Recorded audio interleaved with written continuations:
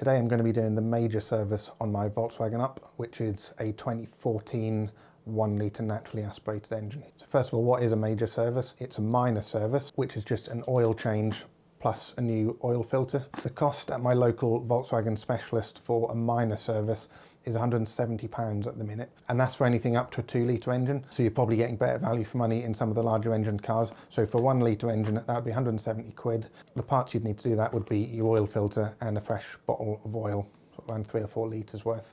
That would be around about £10, and a 5 litre bottle of nice oil would be about 35 quid. So those are the prices that I got from Halfords with my trade card, December 2025. So to do a minor service, it's going to cost you about £45 worth of parts and some of your time, and you're going to be saving about 125 quid on that side of things.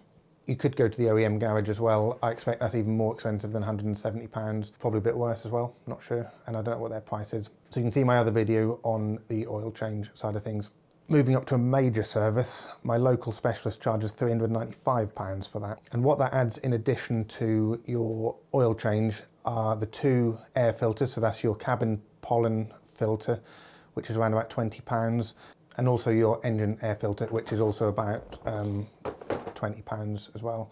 So check my other videos on the air filter changes, but they're both really easy. The final thing that's changed on most major services are the spark plugs. So obviously you need 3 of these. These are sort of £7 or £8 each. So that comes to around about £100 to £120, depending on what offers are on and things like that, for fairly premium parts. So you're probably going to be saving about £280-ish to do your major service on your own.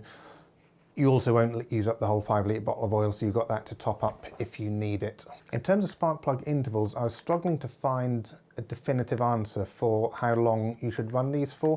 Looking online, it looks like 40 to 60,000 seems to be about right. Obviously, if it starts misfiring and things like that, you should be tackling it. When I bought my car, I had a 4-year service pack. So just checking back on these, I last had the spark plugs changed by VW at the 4-year service, which was about 40,202 miles, and that was back in 2018, so about 7 years ago. It's now done about 103,000 miles. Now I do recall when I took this in, because I'd prepaid for my service pack, I had to argue with them quite a lot to get them to change the spark plugs. So I found it written down somewhere that the plugs should be replaced after, I think it said something like 40,000 miles. Anyway, we had to go back and forth quite a bit, but eventually I convinced them to change the spark plugs. Thought that was a bit cheeky of them actually, but anyway, they changed them eventually. This is Ed from the future. I've just taken the car for a test drive after replacing the plugs. I wouldn't recommend leaving these for 60,000 miles like I did. Check the end of the video for a bit more details. But I would change them between 40 and 50,000 miles. And next time I do it, I'll be looking at a 40,000 interval. So what you're going to need before you start is, to do the job, you're going to need a spark plug socket. So this is a 16mm socket, and inside there it's got a rubber sort of sleeve, which when you push the plug in, push it in quite far, you'll be able to grip it.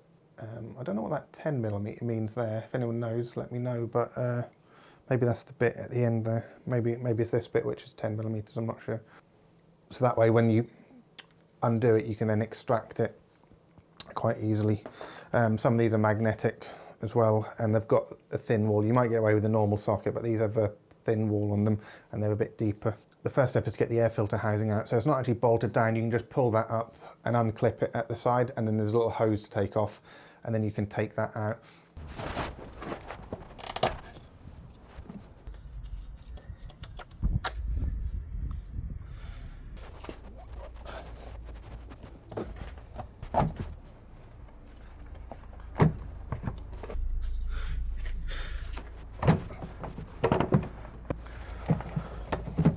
Right, easy as that. Don't let anything fall down here. You'll then have access to the 3 coil packs or ignition coils. Each of those is held down by a 10mm bolt, so just take that out. I'm going to label each one of them just so I can put them back in the same order, just 1, 2, 3. And then I'm going to pull those out. So as it's been 60,000 miles, they might be quite stiff. If the end of it comes off and leaves the rubber sort of sleeve inside of the hole, I'm going to just use a little bit of compressed air just to blow that out. And then, so and pull all three of them out. Okay, 3 little clips.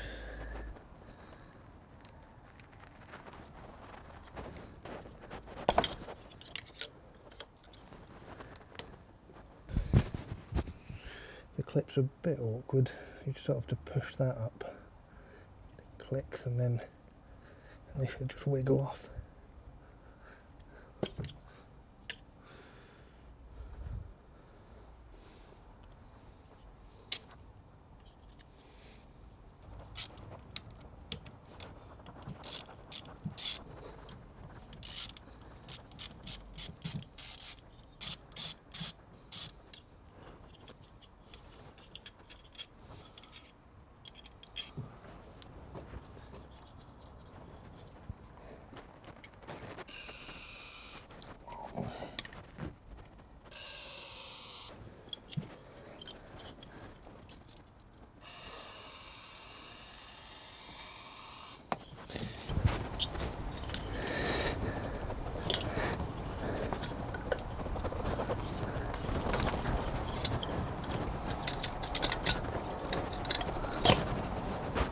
Okay, that might be a bit easier. So I've got the pack off it. Just a lot of barbs, so I just used a trim tool to prise that out. And I'm going to blow a bit of compressed air in there now.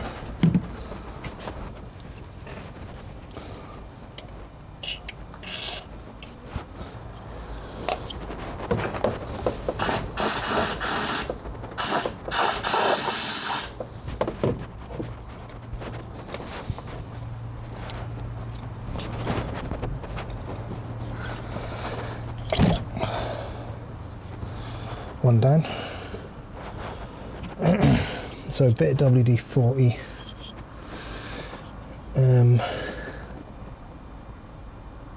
Yeah.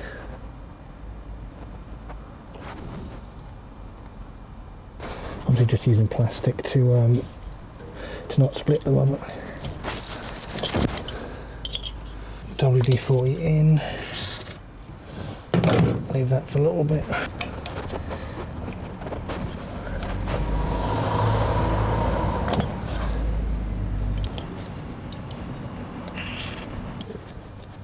So a bit of compressed air in.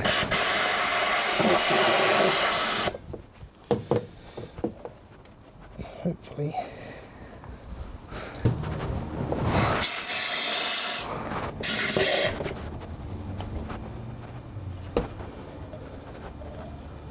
Oh, spring came out on that one.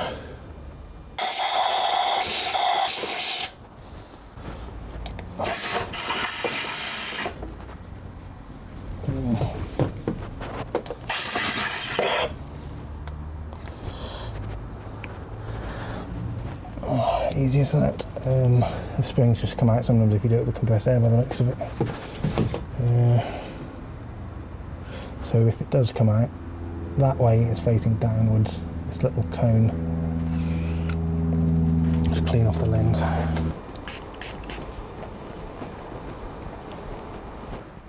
Okay, compressed air, did it. I used a bit of WD-40 in there as well just to loosen things up. I found if you poke the compressed air in, it did actually just pop out after the WD-40 was had soaked through. So I'm just gonna I'll just clean out the holes with IPA before I take the spark plugs out. So I'll just squirt this in there, then compressed air in there just to dry it out.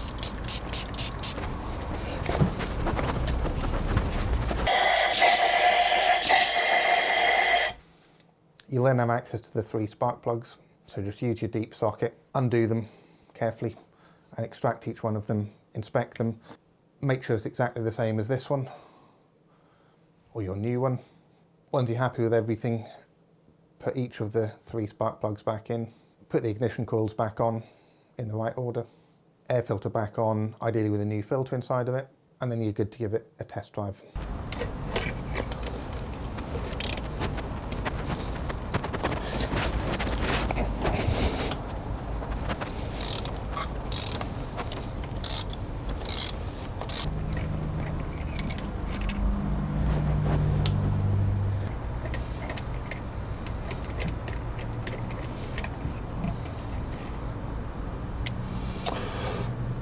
Third one.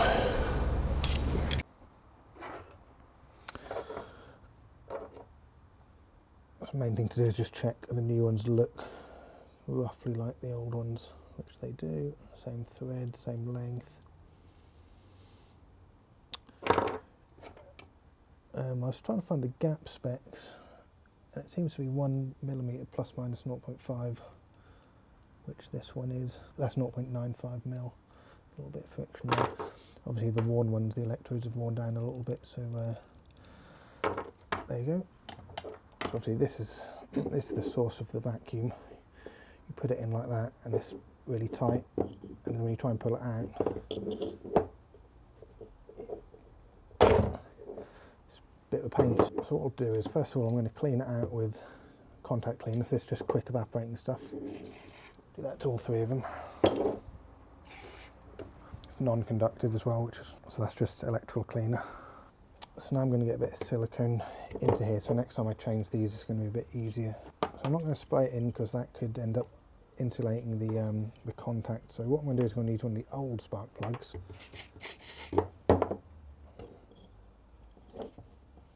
And just use that to just apply it inside.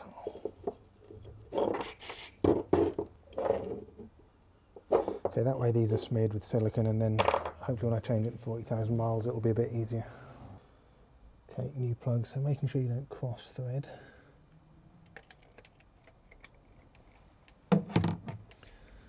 Just by hand at first.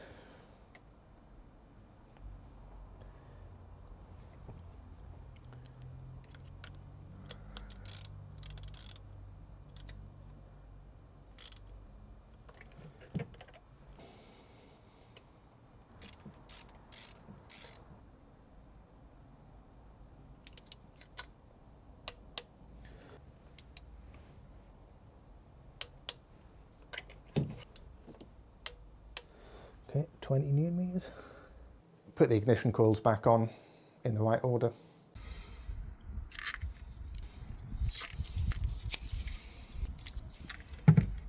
Air filter back on, ideally with a new filter inside of it. And then you're good to give it a test drive.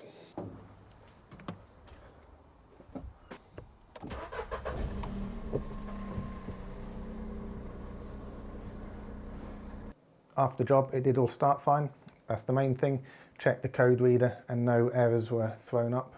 Just a quick note, after a job like this, and even after changing the air filter, you might find the idle and the running of it for the first 5 or 10 minutes is a little bit choppier than you're used to. That's because the engine learns about the mix depending on how much air it's getting in and how good the ignition is and this, that and the other. So you might find it just a little bit of a rough idle when you first start it.